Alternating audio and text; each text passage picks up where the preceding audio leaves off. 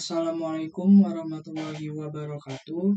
Perkenalkan, nama saya Faisal Ahmad Baktanasar dari Universitas Bani Saleh dengan jurusan Sistem Informasi semester 8 dari kelas SI 8A pagi dengan NPM 48A 8700720090. Di video ini, saya ingin mempresentasikan sebuah materi yang berjudul Arus Komponen Material Requirement Planning atau MRP untuk memenuhi tugas mata kuliah ERP atau Enterprise Resource Planning yang diajar oleh Bapak Rudi Budi Agung, SSI, MMSI.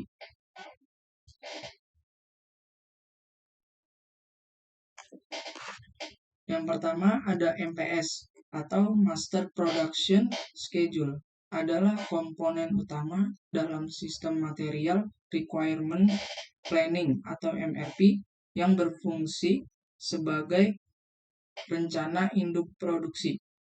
MPS berfungsi menentukan dan mengatur barang yang akan diproduksi, jumlah barang dan waktu pelaksanaan produksi untuk memenuhi permintaan customer dan target penjualan.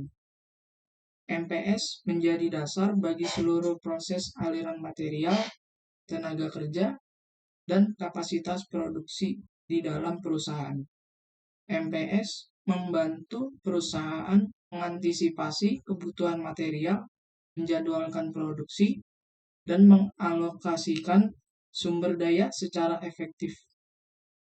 Hal ini memastikan bahwa produk jadi tersedia pada waktu yang tepat untuk memenuhi permintaan pasar, sambil meminimalkan biaya persediaan dan produksi yang tidak perlu.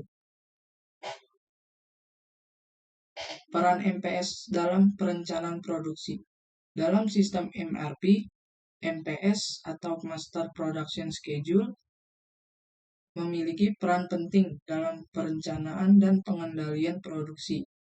Dengan menyediakan rencana produksi yang terperinci, MPS menjadi panduan bagi tim terkait dalam mengalokasikan sumber daya, menjadwalkan aktivitas, dan memastikan keselarasan antara permintaan pelanggan dengan kapasitas produksi yang tersedia. Kemudian ada komponen-komponen MPS. Yang pertama, rencana penjualan. Perusahaan perlu mengetahui produk apa yang paling diminati oleh pelanggan, sehingga rencana penjualan dapat berjalan dengan baik.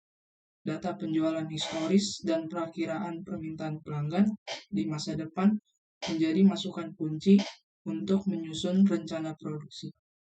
Informasi ini membantu perusahaan memahami tren pasar, musim, dan kebutuhan spesifik konsumen yang harus dipenuhi melalui rencana produksi yang terperinci. Yang kedua ada data produk. Informasi rinci tentang spesifikasi Bill of Materials atau BOM dan lead time produksi setiap produk merupakan komponen penting lainnya dalam MPS. Data ini digunakan untuk menghitung kebutuhan material, menentukan jadwal produksi, dan mengidentifikasi kapasitas yang dibutuhkan untuk memenuhi rencana penjualan. Kemudian yang ketiga ada persediaan barang jadi. Catatan persediaan barang jadi saat ini juga menjadi masukan bagi penyusunan MPS. Dengan mengetahui jumlah stok yang tersedia, perusahaan dapat merencanakan produksi baru secara lebih akurat untuk memenuhi permintaan tanpa menciptakan kelebihan atau kekurangan persediaan. Yang keempat, ada kapasitas produksi. Kemampuan produksi yang dimiliki perusahaan baik dari segi mesin, tenaga kerja, maupun fasilitas menjadi faktor penting yang harus dipertimbangkan dalam penyusunan MPS. Rencana produksi harus disesuaikan agar tidak melebihi kapasitas yang tersedia, sehingga dapat terlaksana secara efektif dan efisien. Yang kelima, ada penjadwalan produksi. Penjadwalan produksi perlu dilakukan agar mengetahui waktu penyelesaian produksi. Penjadwalan menjadi panduan untuk para tim produksi agar dapat menyelesaikan pekerjaan dengan baik. Kemudian, hal-hal yang mempengaruhi terjadinya perubahan jadwal produksi. Yang pertama, ada jumlah tenaga kerja yang kurang memadai. Yang kedua, terjadinya kerusakan atau kurangnya pada mesin produksi. Yang ketiga, terjadinya perubahan permintaan jumlah barang dari klien. Yang keempat, terjadinya kenaikan harga pangan. Kemudian ada logistik atau inventory. Dalam industri manufaktur, logistik, dan manajemen persediaan atau inventory merupakan komponen yang berperan penting dalam memastikan efisiensi dan efektivitas operasional. Logistik mencakup rangkaian aktivitas yang terkait dengan pergerakan barang, informasi, dan sumber daya dari satu titik ke titik lain, baik dalam lingkup internal perusahaan maupun eksternal di sepanjang rantai pasokan. Sementara manajemen persediaan berfokus pada pengelolaan jumlah, jenis, dan lokasi barang yang disimpan untuk mendukung proses produksi dan pemenuhan permintaan pelanggan. Logistik dan manajemen persediaan juga berinteraksi erat dengan komponen-komponen lain seperti perencanaan produksi, pengadaan material, dan distribusi. Ketiganya saling terkait dan harus dikelola secara terintegrasi untuk mencapai efisiensi dan efektivitas yang optimal. Misalnya, persediaan yang terlalu tinggi dapat meningkatkan biaya penyimpanan, sementara persediaan yang terlalu rendah dapat menghambat proses produksi. Jenis-jenis barang inventory dalam MRP.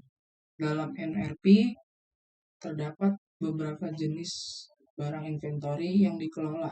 Di antaranya ada bahan baku, yang kedua ada barang dalam proses, yang ketiga ada barang jadi, yang keempat persediaan pengaman atau safety stock.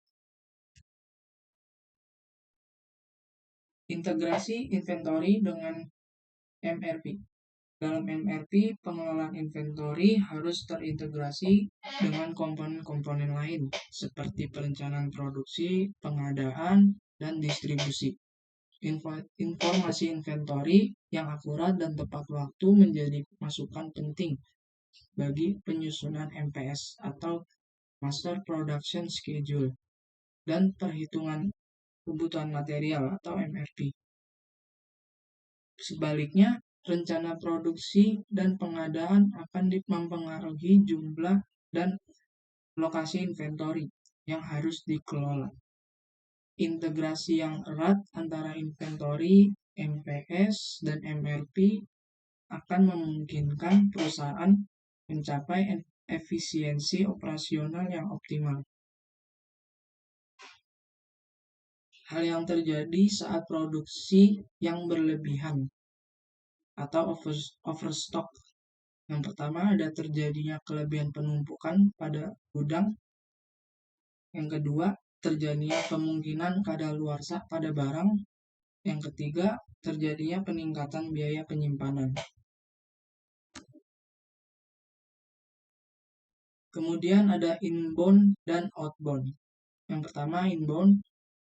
Inbound adalah suatu proses penerimaan dan penyimpanan barang dari vendor ke dalam gudang perusahaan.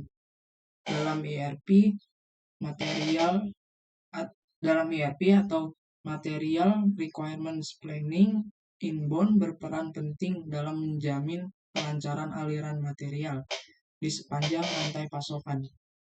Aktivitas ini dimulai dengan penerimaan bahan baku, komponen, dan barang jadi yang dikirim oleh pemasok atau pihak eksternal lainnya ke dalam fasilitas produksi perusahaan. Aktivitas-aktivitas di dalam inbound yang pertama ada pemesanan atau pembelian, yang kedua penerimaan barang, yang ketiga pemindahan barang, yang keempat penyimpanan barang, yang kelima manajemen inventory, yang keenam pengembalian barang ke supplier. Kemudian ada outbound. Outbound adalah proses pengiriman dan distribusi barang ke konsumen.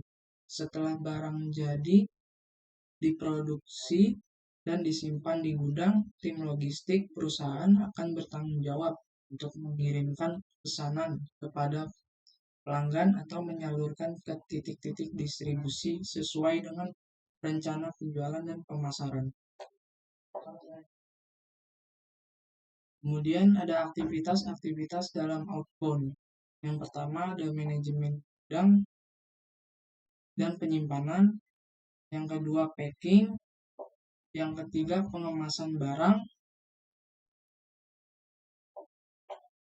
yang ketiga truck loading atau pemindahan barang ke truk, yang keempat mengatur dan menyortir pesanan sebelum pengiriman, yang kelima penyediaan transportasi, 6 pengiriman barang.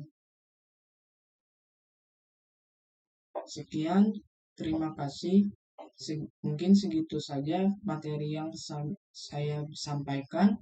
Kurang lebihnya mohon maaf. Wabillahi taufik wal hidayah. Wassalamualaikum warahmatullahi wabarakatuh.